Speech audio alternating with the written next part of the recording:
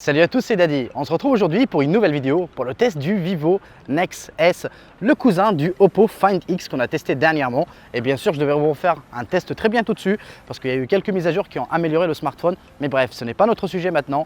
On va parler surtout de ce petit bijou qui est plutôt très impressionnant. Alors, petit instant pub, le Oppo Find X m'a été envoyé de la boutique Vaiava. La dernière fois, je me suis trompé. Je vous ai dit que la boutique était espagnole. Lui, ils sont espagnols de base, parce que la boutique a ouvert il y a grosso modo 5 ans. Et maintenant, ils sont devenus l'un des leaders en Espagne. Donc voilà, ça montre vraiment clairement qu'ils sont très puissants. Mais actuellement, ils sont en France, donc vous inquiétez pas. Vous avez le SAV directement pris en charge en France, 24 mois voilà, de garantie. Bref, vous avez compris le délire.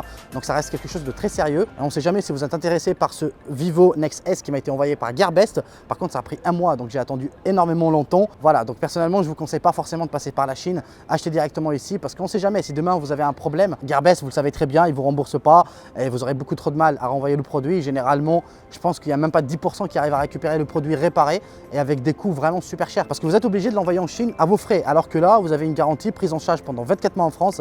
Bref, je voulais surtout les remercier et en même temps, ce smartphone sera bientôt disponible chez eux. Vous pouvez aussi retrouver du OnePlus, du Xiaomi, du Samsung, plein d'autres trucs, voilà. Donc la boutique est vraiment sérieuse, on ne sait jamais. Si vous êtes intéressé, n'hésitez surtout pas d'aller checker dans la description, vous avez le lien. Merci. Alors on va commencer directement ce test avec le design de ce smartphone qui est plutôt unique. Si vous vous rappelez, il y a quelques semaines de cela, ou même quelques mois, Oppo nous avait sorti le Vivo Apex. Maintenant, il y a eu une déclinaison qui s'appelle le Vivo Nex. Celle-ci est plutôt la version commerciale et le design est plutôt très bien réussi. Malheureusement, comme vous l'avez sans doute remarqué, on a un tout petit menton en bas qui a dérangé pas mal de personnes parce que sur la version Apex, on n'avait pas de menton. Et sur ce Vivo, elle est toute petite, vraiment, elle est même plus petite que celle d'un Galaxy par exemple. Voilà, donc on est sur un smartphone très bien fini, avec un super beau design et qui n'embarque pas de lecteur d'empreinte digitale visible à l'œil parce que celui-ci il est caché sous l'écran, tout comme l'appareil photo. Alors comme je citais à l'instant, le design est plutôt atypique, donc ce qui rend le smartphone encore plus unique par rapport à ce qu'on trouve actuellement. On a le lecteur d'empreinte digitale qui est caché sous l'écran, on a aussi l'appareil photo qui est caché sous l'écran,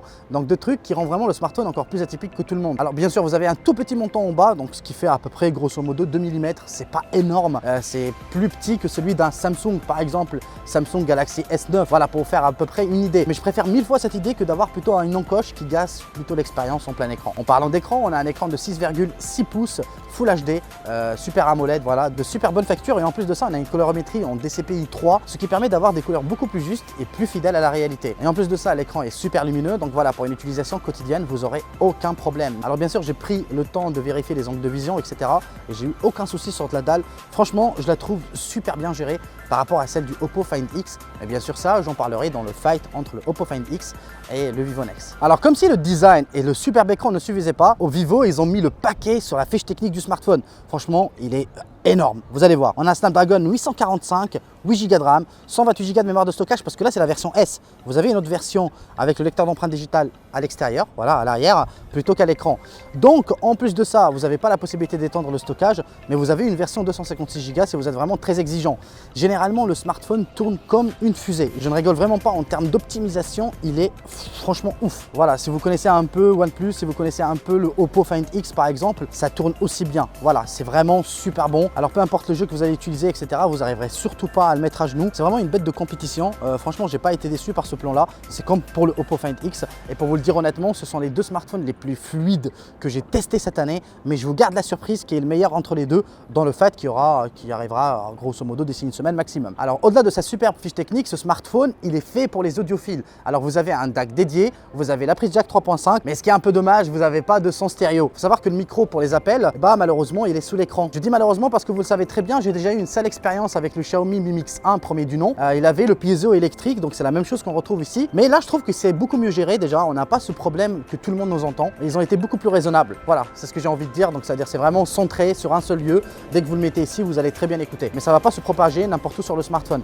Alors l'écoute filaire, elle est excellente. Franchement, j'ai testé les écouteurs qui ont été fournis avec. C'est très bon. J'ai même testé avec l'USB-C parce que le Oppo Find X, ils offrent avec des écouteurs USB-C. C'est pareil, c'est très bon. En termes d'utilisation sonore, il est très bon. En parlant du haut-parleur, comme je l'ai dit, il est uniquement mono, mais il est tellement puissant. Franchement, on a l'impression qu'on a une enceinte à côté de nous. Le son, il est très bon. Donc voilà, si vous êtes vraiment audiophile, je pense que vous allez kiffer. Sans oublier qu'il propose aussi le Bluetooth 5.0. Donc les audiophiles, vous allez vraiment surkiffer l'expérience Vivo Nex S.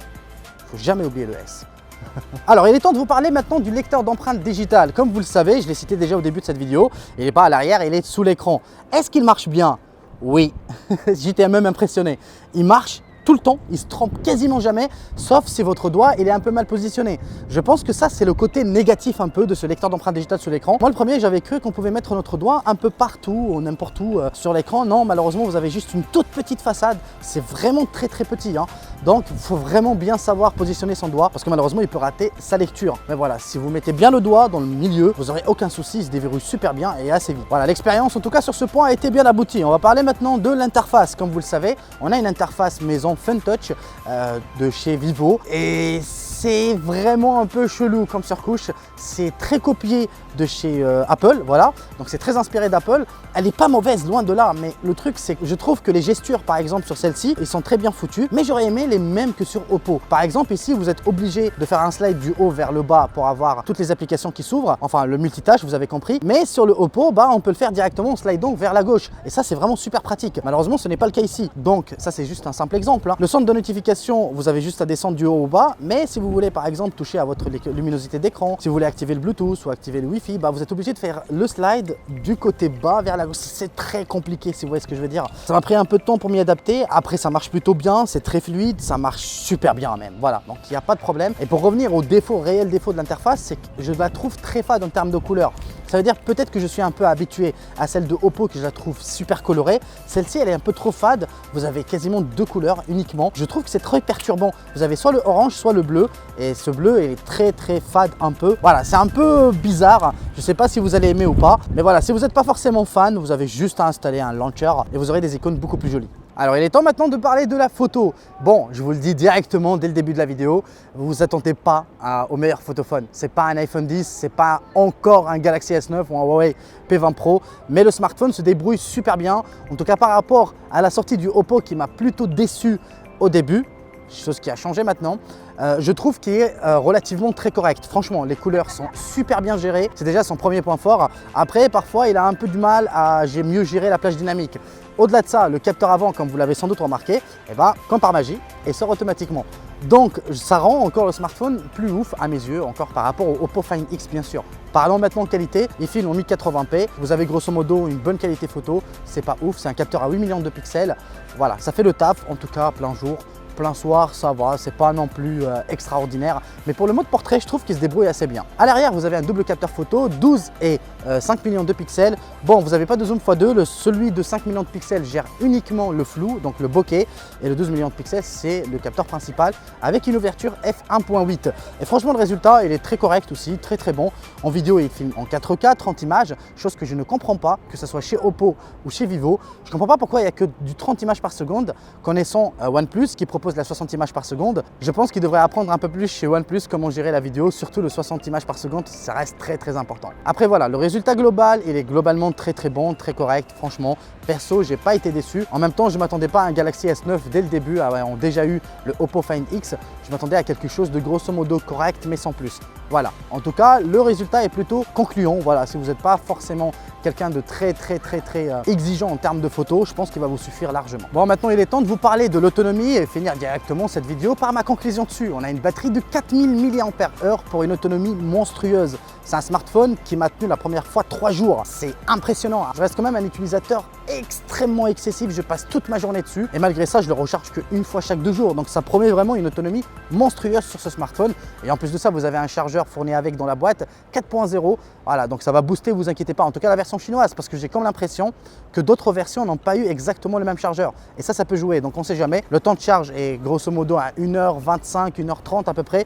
Pour 4000 mAh, je peux vous dire que c'est l'un des smartphones qui charge le plus vite possible en compagnie du Oppo Find X, bien sûr. C'est vachement impressionnant. Donc je pense qu'ils ont piqué un peu de technologie chez OnePlus qui propose leur dash charge qui est plutôt impressionnant. Bon, il est temps maintenant de vous donner ma conclusion dessus. Bah écoutez, personnellement, j'ai été vachement séduit par ce smartphone.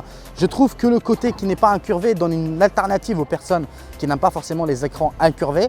Voilà, l'écran il est super bon, super bien calibré. Globalement, le smartphone il est vraiment super bien foutu avec une super bonne bonne autonomie, une charge super rapide.